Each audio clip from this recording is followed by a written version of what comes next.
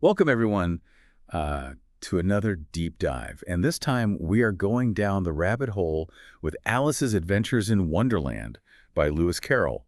And hopefully we all come out the other side with a bit more insight into the book, into the characters, into the author's intent, and maybe even into ourselves. I think that's a great way to put it. And I think one of the things that is so fascinating about this book is that it works on so many different levels.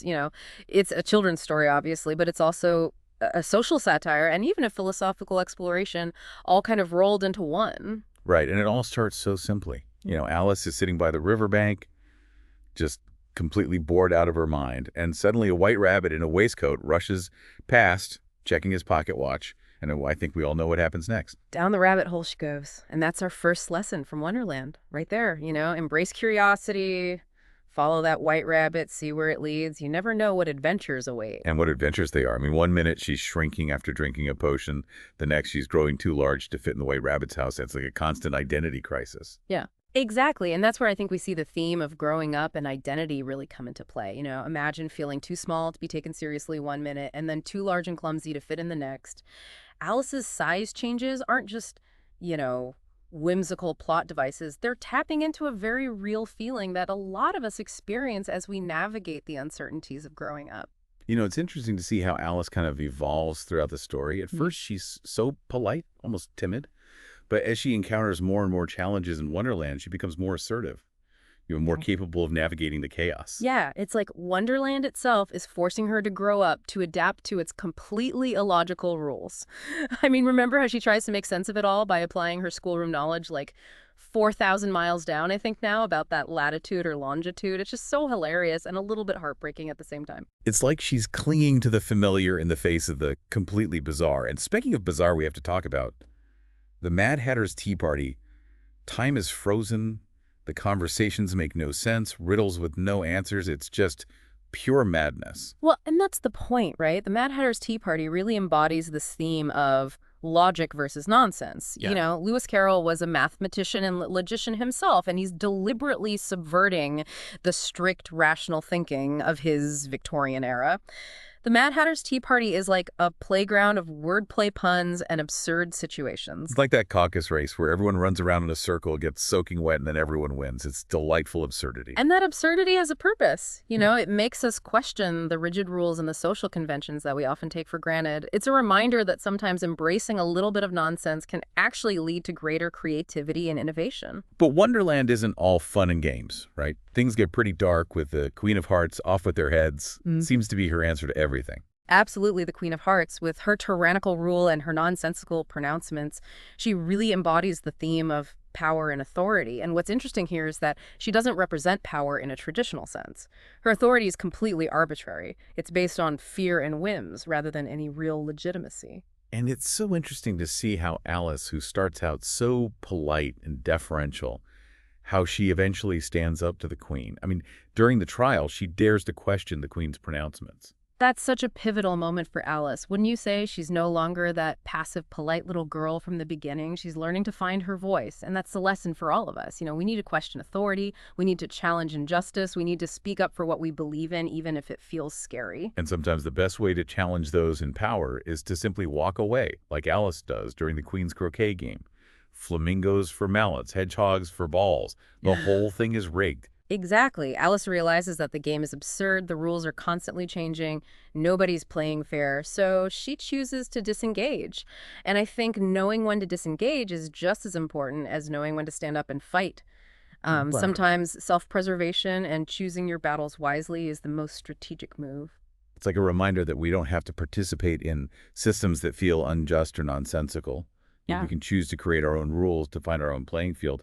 But before Alice walks away from the croquet game, she has this really unsettling encounter with the Cheshire Cat. Ah, yes, the Cheshire Cat. Now there's a character full of paradox and ambiguity. He keeps appearing and disappearing, offering this cryptic advice and unsettling observations, and that grin, that mischievous grin that lingers even after his body has vanished. The Cheshire Cat really embodies the elusive nature of truth and the idea that perspective really shapes our understanding of reality. That grin existing independently of his form suggests that meaning and significance can be found in the most unexpected places. It's a powerful image, isn't it? It makes you wonder about the nature of identity, too. After all, Alice goes through so many transformations in Wonderland. Is she still the same? Alice at the end of the story? That's a question that Carroll leaves us to ponder. Hmm. Alice's identity is fluid. It's constantly shifting as she navigates the challenges of Wonderland. It's a question a lot of us grapple with, especially as we go through different phases of life. Who were we as children? How have we changed as adults? What parts of ourselves do we want to hold on to, and what parts are we ready to let go of? Wonderland doesn't offer any easy answers, but it provides the space for us to explore these questions in a playful, imaginative way. Which brings us to the mock turtle, who, believe it or not, used to be a real turtle before he went to school in the sea and learned all sorts of curious subjects. And the Mock Turtle's tale is more than just a whimsical story. It's Yeah. actually a very clever parody of the education system of Carroll's time. Subjects like reeling and writhing and fainting and coils poke fun at the often arbitrary nature of what's considered knowledge and the way that it's imparted. It's a reminder that sometimes what we learn in school doesn't quite prepare us for the real world. A world that often feels as strange and illogical as Wonderland. And speaking of strange and illogical, who could forget the lobster quadrille? Ah, the lobster quadrille, dancing with lobsters and throwing them out to sea. Pure Carroll. On one hand, it's this delightful nonsense dance, but on the other, it could be interpreted as a satire of the rigid social rituals and hierarchies of Victorian society. Just like the Caucus-race, the lobster quadrille, this seemingly nonsensical activity that reveals something deeper about the human condition. And that's the beauty of Alice's Adventures in Wonderland, isn't it? It's a book that can be enjoyed on so many different levels. It offers something for readers of all ages and all perspectives. It's a timeless classic that continues to resonate with us because it speaks to some very universal truths about growing up, about questioning authority, and about finding meaning in a world that often feels absurd. And one of the most iconic scenes that encapsulates all of that is, of course, the trial. The trial, a knave accused of stealing tarts, a jury of animals, pure madness. I can't wait to dive into that with you. Yeah, the trial scene, it's like Wonderland distilled into its purest, most chaotic form. It's a brilliant satire of the legal system, full of these nonsensical procedures, absurd pronouncements, witnesses who are either unreliable or completely bonkers. Right, it's like the whole concept of justice is just turned on its head. We've got a jury of animals, a Mad Hatter who can't even remember his own testimony, and a king who seems more interested in playing cards than presiding over the court. It's just utter chaos. And that chaos is deliberate. Carroll is using the trial to highlight the arbitrary nature of justice, how easily the rules can be manipulated and twisted to serve those in power. Yeah, like when the queen shouts, "Sentence first, verdict afterwards." I mean, talk about a complete reversal of logic and due process. Exactly, and this brings us back to that theme of power and authority. Yeah. The queen's power isn't based on reason or fairness, it's based on fear and intimidation. She can change the rules whenever it suits her, and everyone is too terrified to challenge her. Well, except for Alice, of course, and the trial descends further into madness. She starts to see through the absurdity of it all. She grows to her full size and declares, "You're nothing but a pack of cards." That is such a powerful moment. Alice finally recognizes the queen's power for what it is, an illusion, and she refuses to be intimidated any longer. It's like she's finally found her footing in Wonderland. Mm. She realizes that she doesn't have to play by its nonsensical rules. She's learned to adapt to change, but she's also learned to know when to challenge the status quo. And that's a crucial life lesson for all of us, isn't it? We need to be adaptable. We need to be able to navigate these unexpected situations, these shifting landscapes. But we also need to know when to stand our ground, when to speak truth to power, even when it feels risky. And sometimes the best way to do that is to step outside the game entirely, like Alice does.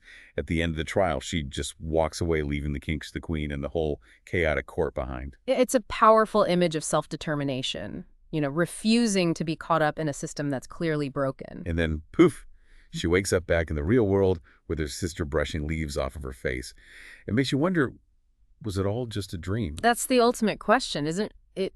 Was Wonderland a dream, a product of Alice's imagination, or was it something more? I think it's a bit of both. It's this fantastical dream that allows Alice and us, the readers, to explore some pretty profound ideas. And that's what makes Alice's Adventures in Wonderland such an enduring work of literature. It's a story that can be enjoyed on multiple levels, sparking different interpretations and conversations each time you read it.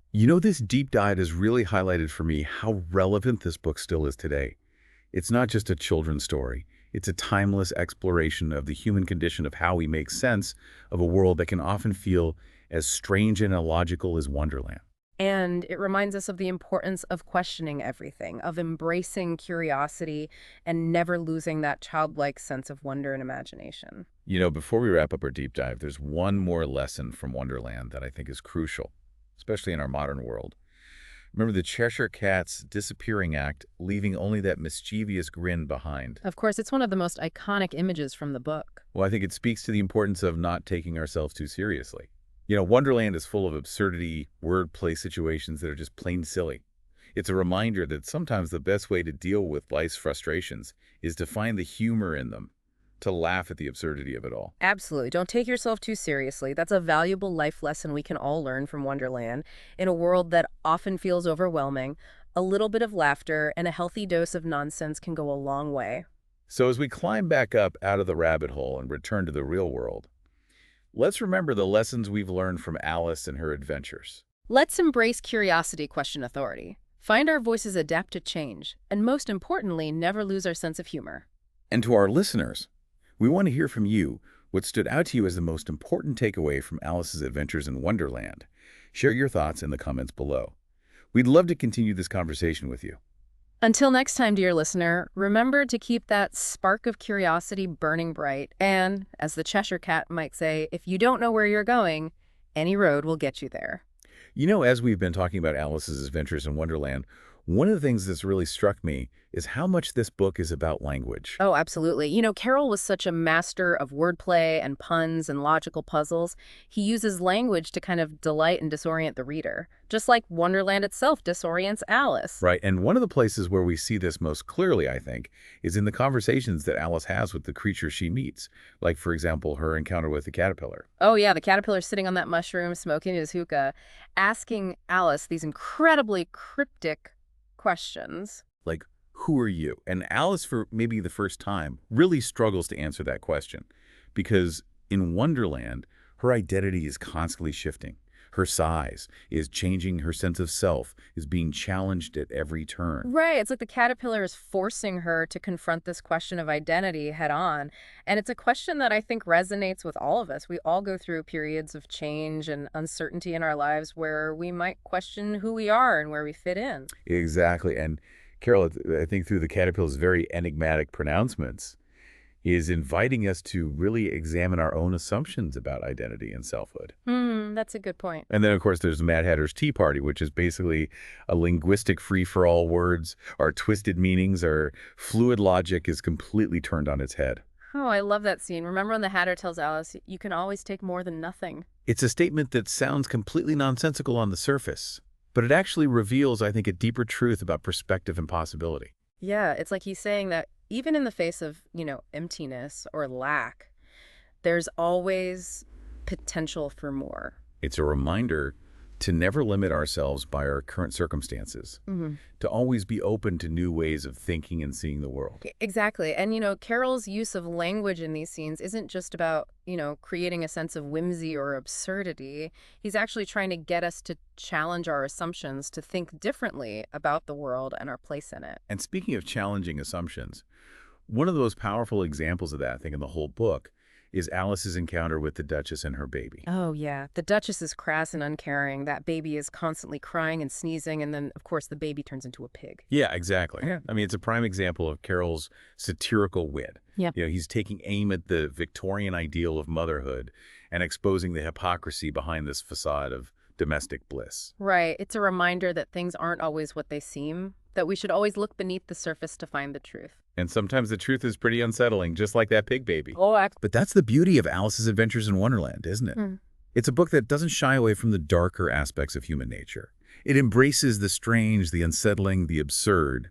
And in doing so, it offers us this really unique and insightful perspective on the world. I think you're right. It's a book that stays with you long after you finish reading it. It prompts you to question your assumptions, to embrace your curiosity, to never stop exploring the curious and wonderful world around you. And as we come to the end of our deep dive, I think it's fitting to leave our listeners with one final thought.